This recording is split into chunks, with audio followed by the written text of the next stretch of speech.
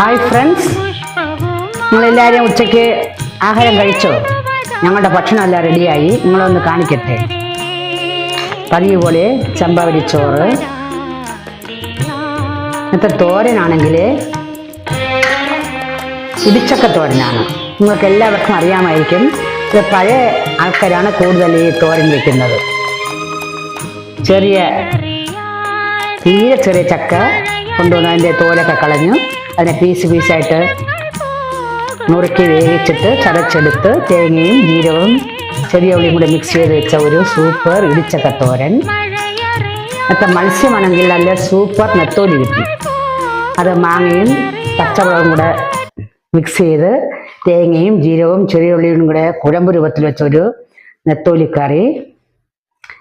ഇത് കടുവ് മാങ്ങ അച്ചാറ്. ഇത് മാങ്ങ